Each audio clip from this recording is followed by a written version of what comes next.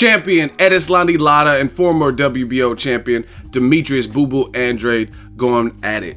What up, Fight World? It's your boy Ego, and I'm back with some more boxing. Let me get you guys caught up to speed. I'm on Andrade, his Instagram right now, and he posted this.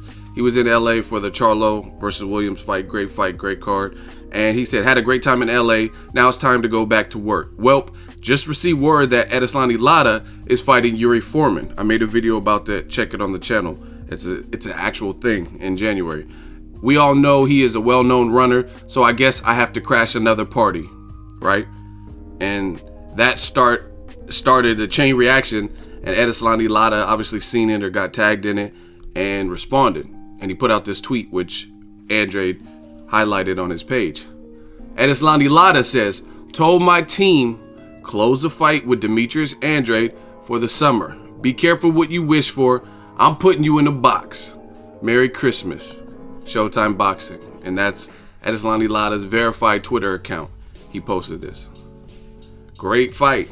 I really want to see it. I've been wanting to see it. Now DEMETRIUS Andrade, he responded, and he says, been here before. You, ERISLANDY LARA, you're all talk. Going to wait until he signed a fight with Yuri Foreman to open his mouth. Where was you at when we recently reached out to your manager, the Cubas? I know somewhere running just like you do in your fights. Now for the boxing fans, I hope you keep your word.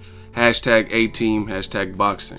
So I like this. I really like this. I think this is a high level boxing, clinical, technical fight, and I want to see it because they're definitely two of the best at 154. Definitely guys who stylistically get avoided. You know what I'm saying? It took for Lara to jump on stage and kind of upstage Canelo after his win.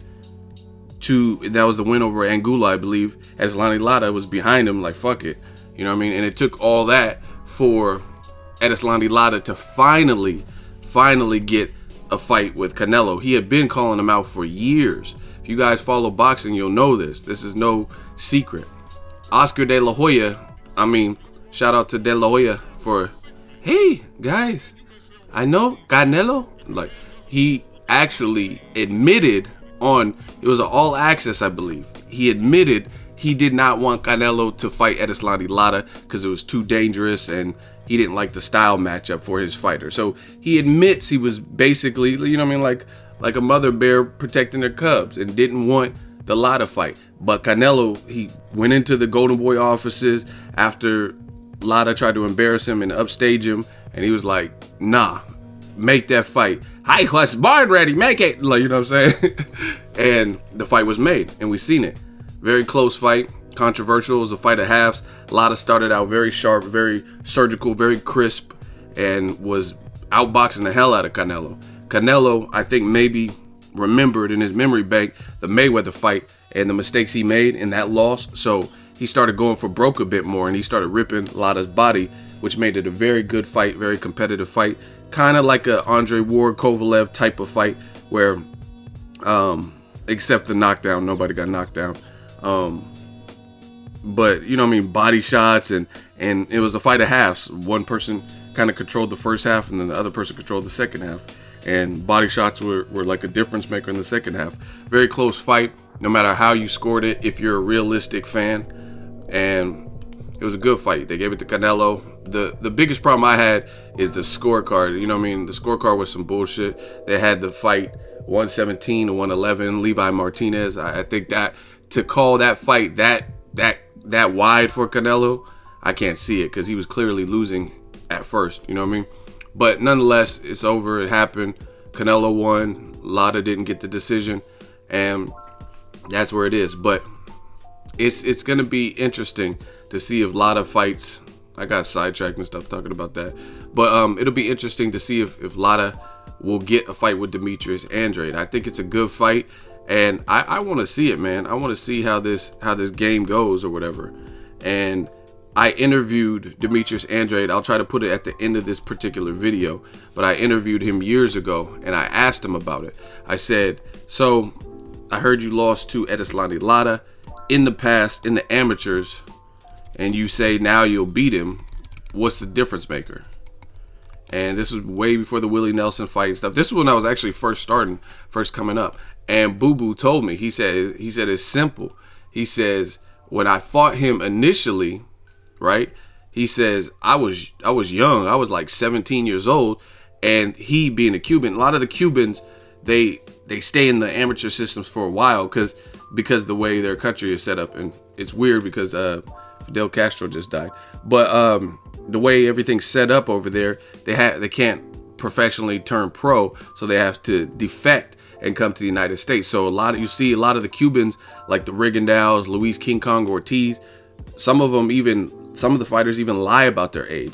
But you'll notice a lot of them are in their 30s and stuff when they start making a name, when they finally come over to America or whatever and start making a name. You know what I mean? Some of those guys are older. So that's what Andrade told me. He said I was 17 and he was like maybe 6 years older than me. I don't know the exact age disparity, but I'll try to put the clip at the end of the video.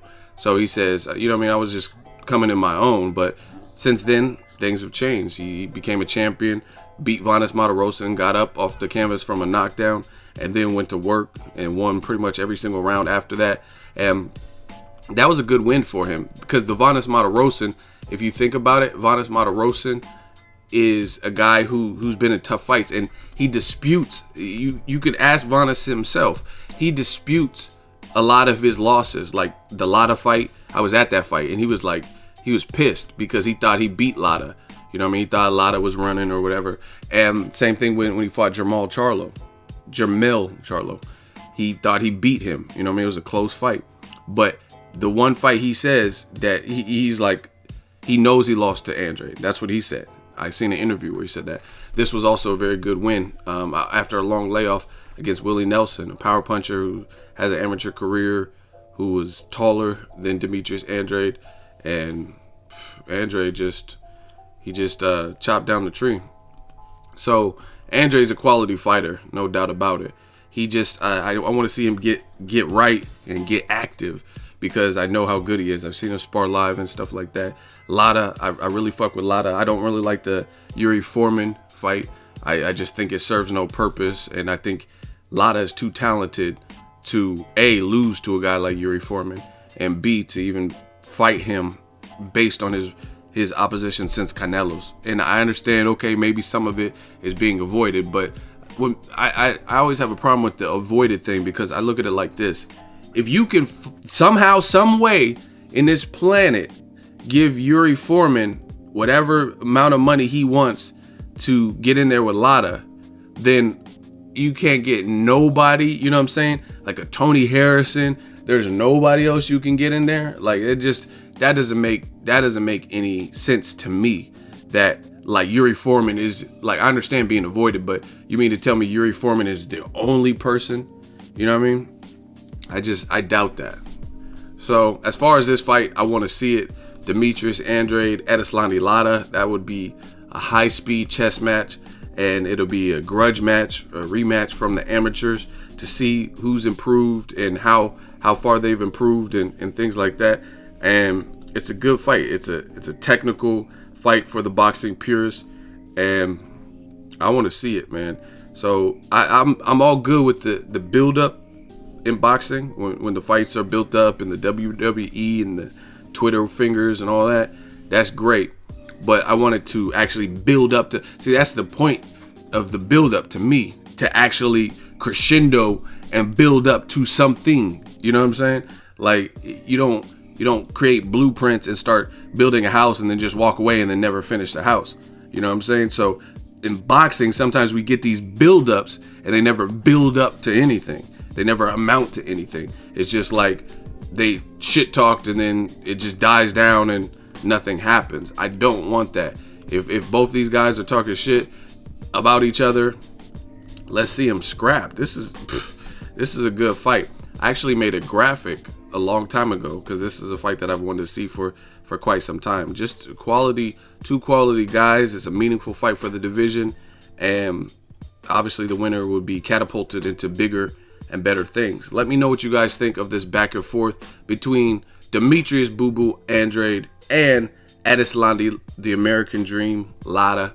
Good fight.